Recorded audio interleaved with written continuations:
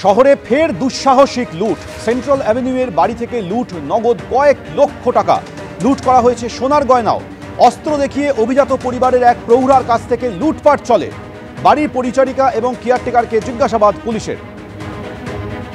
খাস কলকাতার ঘটনা, যেখানে সেন্ট্রাল অ্যাভিনিউয়ে একটি অভিজাত পরিবার থেকে কয়েক লক্ষ টাকা লুট করা হয়েছে। টাকার পাশাপাশি সোনার গয়না লুট করা হয়েছে।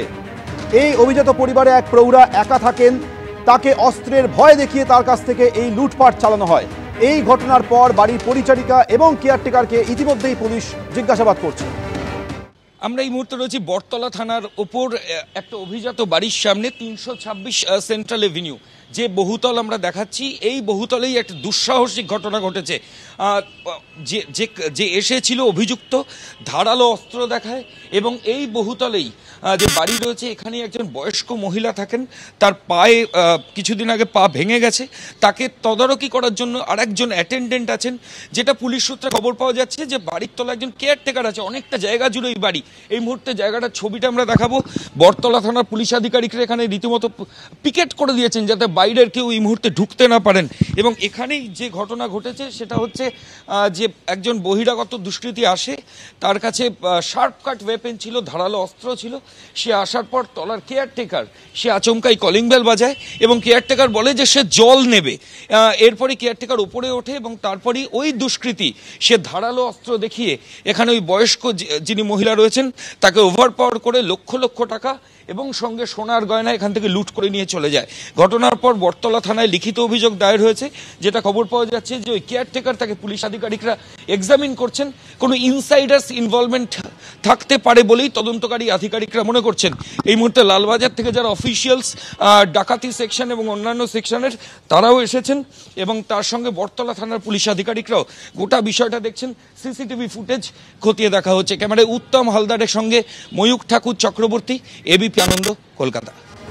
ইতিমধ্যেই বাড়িটির সামনে পুলিশ মোতায়েন করা হচ্ছে। প্রশ্ন হচ্ছে, খাস কলকাতা একেবারে সেন্ট্রাল অ্যাভিনিউয়ে এইভাবে একটি অভিজাত পরিবার থেকে একেবারে লুট হয়ে গেল কয়েক লক্ষ টাকা, সোনার গয়নাও লুট করা হয়েছে। অস্ত্র দেখিয়ে এই প্রৌঢ়াকে লুট করা হয় প্রৌঢ়ার কাছ থেকে। যেহেতু এই প্রৌঢ়ার পা ভেঙে গিয়েছিল, তিনি বাড়িতে একা থাকেন, একজন ফিজিওথেরাপিস্ট তাকে মাঝে মধ্যে ফিজিওথেরাপি করতে আসেন। তিনি কি বলছেন, বাড়ির পরিচারিকা তিনি কি বলছেন শুনুন। আমি একটু জল খাবো, গেটটা খোলো। তা আমি বলছি, দেখ এখন আমি শুয়ে পড়েছি, পারছি না। বলে মাসি খোলো না। আমি কিছুক্ষণ পর গেটটা খুলে দিয়েছি। আমি আবার নিচে নামিনি, রিমোটে খুলেছি। তারপর খিল দিয়ে আমি শুয়ে পড়েছি। বাবা, আমি আর কিচ্ছু জানি না। আমি ঘুমের ওষুধ খেয়েছি, মাথা ঘুরছে। উনি তো একদম শয্যাশায়ী, অপারেশন হয়েছে, শুয়ে আছে। আপনি যে বাড়িতে যখন ওনাকে ফিটনেসের কাজ করান, কি অবস্থা থাকেন? উনি কি একা থাকেন? হ্যাঁ, একাই থাকে। আর বাড়ির তলায় কে কে থাকে? ওনার কিছু লোকজন আছে, কেয়ারটেকার আছে, কিছু পরিচারিকা আছে। আপনি কি ঘটনার পর থেকে টানা করিয়ে যাচ্ছেন? না, তারপরে আসিনি আমি আর। এই দুদিন তো আসিনি। ওই তার আগের দিন। এবং ভদ্রমহিলার যা শারীরিক অবস্থা, উনি হাঁটাচলা করতে পারেন? না পারেন। কেন পারেন না? ওনার তো ভেঙে গেছে, ফিমার বোন ভেঙে গিয়ে অপারেশন হয়েছে। সেন্ট্রাল অ্যাভিনিউয়ের এই বাড়ি থেকে লুট হয়ে গেল কয়েক লক্ষ টাকা, সেই সঙ্গে সোনার গয়নাও লুট করা হয়েছে। স্বাভাবিকভাবে এই ঘটনার পর প্রতিবেশীদের মধ্যে চাঞ্চল্য ছড়িয়েছে। কি বলছেন 26 নম্বর ওয়ার্ডের তৃণমূল কাউন্সিলর, শোনাবো। রাতের কলকাতায় 11টার পর আমাদের পার্টি অফিসটা বন্ধ হয়ে গেলে আমরা চলে যাই, লক্ষ্য রাখি। তারপর এখানে বাইরের অনেক সমাজ বিরোধীদের যাতায়াত আছে।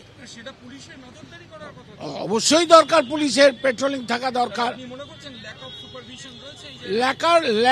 আমি ল্যাক কথাটা ব্যবহার করব না, কিন্তু সোজাসুজি কথা বলতে গেলে পুলিশের আরোটা তৎপর হওয়া উচিত। কারণ ইতিমধ্যেই এই রবীন্দ্রকানন পার্ক আমার ওফুটে, সেখানে অনেক বাইরের সমাজ বিরোধীরা একটা শেল্টার নেয়। এগুলো সব 12টা 1টার পর। এ ব্যাপারে আমি বটতলা থানাকে চিঠি দিয়েছি এবং ডিসি নর্থকেও আমি বলেছি, চিঠি দিয়ে জানিয়েছি। পুলিশের আরও একটু তৎপরতা বাড়ানো দরকার আছে। আর বটতলা নিয়ে যত কম কথা বলা যায় ততই ভালো। না, সেরকম ব্যাপার বলছি কি, আমি ওদের উপস্থিতিটা সর্বত্র পাই না।